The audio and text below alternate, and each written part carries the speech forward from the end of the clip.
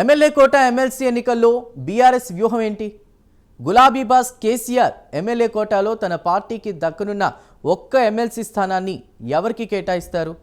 అసలు ఇంతకీ గులాబీ పార్టీ నుంచి ఎమ్మెల్సీ రేసులో ఉన్నటువంటి నేతలెవరు? బీఆర్ఎస్ తమకు ఖచ్చితంగా దక్కే ఒక్క స్థానానికే పోటీ చేస్తుందా, లేకపోతే పార్టీ మారిన ఎమ్మెల్యేలను ఇరకాటంలో పెట్టడానికి రెండో స్థానంలో కూడా అభ్యర్థిని బరిలోకి దింపుతుందా? ఎమ్మెల్సీ ఎన్నికలపై ప్రధాన ప్రతిపక్ష పార్టీలో జరుగుతున్న చర్చ ఏంటి?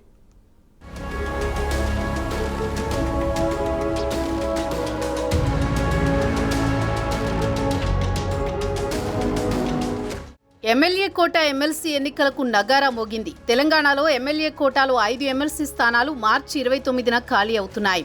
వాటి భర్తీకి ఎన్నికల కమిషన్ ఇప్పటికే నోటిఫికేషన్ విడుదల చేసింది. మార్చి 20న ఎమ్మెల్సీ ఎన్నికలు జరగనున్నాయి. బీఆర్ఎస్ ఎమ్మెల్సీలు సేరి సుభాష్ రెడ్డి, సత్యవతి రాథోడ్, మహమూద్ అలీ, ఎగ్గే మల్లేశం పదవీకాలం ముగియనుంది. ఎంఐఎంకు చెందిన మీర్జా రియాజ్ ఉల్ హసన్ అఫెండీ కూడా బీఆర్ఎస్ మద్దతుతో ఎమ్మెల్సీగా ఎన్నికయ్యారు. ఆయన పదవీకాలం కూడా ముగియనుంది.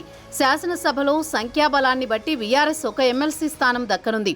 గులాబీ బాస్ ఎవరికి ఛాన్స్ ఇస్తారనేది ఆ పార్టీలో చర్చనీయాంశంగా మారింది.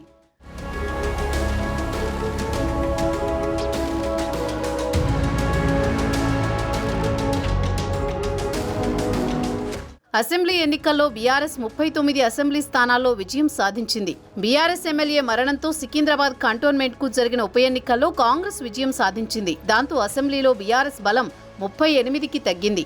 అందులో 10 మంది ఎమ్మెల్యేలు కాంగ్రెస్లో చేరారు. ఇప్పుడు శాసనసభలో బీఆర్ఎస్ ప్రాతినిధ్యం 28కి చేరింది. దాంతో బీఆర్ఎస్కి వచ్చే ఒక్క స్థానం ఎవరికి దక్కుతుందనే చర్చ పార్టీ వర్గాల్లో జరుగుతోంది.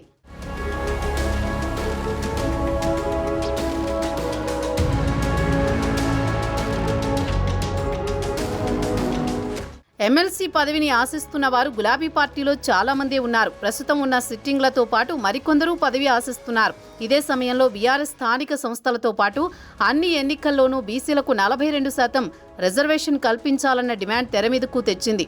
దాంతో ఇప్పుడు బీసీ నేతకు ఎమ్మెల్సీ పదవి ఇవ్వక తప్పని పరిస్థితి బీఆర్ఎస్లో నెలకొంది. దాంతో పార్టీలోని బీసీ నేతలు తమ ప్రయత్నాలు ముమ్మరం చేస్తున్నారు. బీసీకి అవకాశం ఇస్తే పార్టీ సీనియర్ నేత మాజీ మంత్రి జోగురామన్న పేరు ప్రముఖంగా వినిపిస్తోంది. మరోవైపు మునుగోడు ఉప ఎన్నికల సమయంలో కాంగ్రెస్ నుంచి బీఆర్ఎస్లో చేరిన మాజీ ఎమ్మెల్యే బూడి భిక్షమయ్య గౌడ్ పేరు కూడా పరిశీలనలో ఉన్నట్టు తెలుస్తోంది. ఇప్పటికే కేసీఆర్ ఆయనకు ఎమ్మెల్సీ పదవి ఇస్తామని హామీ ఇచ్చారు. మరోవైపు ప్రస్తుతం ఎమ్మెల్సీ సత్యవతి రాథోడ్ కూడా మళ్లీ తనకు రెన్యువల్ అవుతుందని ఆశాభావంతో ఉన్నారు.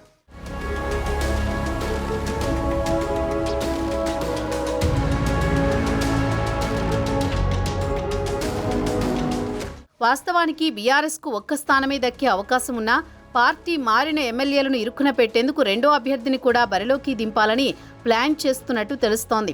రెండో అభ్యర్థిని పెడితే పార్టీ మారిన ఎమ్మెల్యేలకు విప్ జారీ చేసే అవకాశం బీఆర్ఎస్కు ఉంటుంది.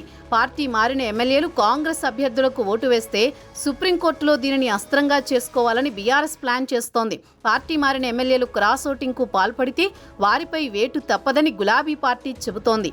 ఆ క్రమంలో సాంకేతిక కారణాలతో ఓటింగ్కు హాజరు కాకుండా ఉండే ఆప్షన్ను పార్టీ మారిన ఎమ్మెల్యేలు ఎంచుకునే అవకాశం ఉందంటున్నారు.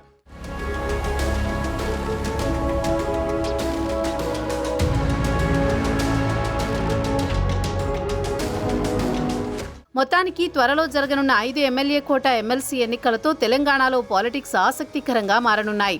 మరి కాంగ్రెస్, బీఆర్ఎస్ పార్టీలు అభ్యర్థుల ఎంపికలో ఎలాంటి సామాజిక సమీకరణాలు పరిగణలోకి తీసుకుంటాయనేది చూడాలి.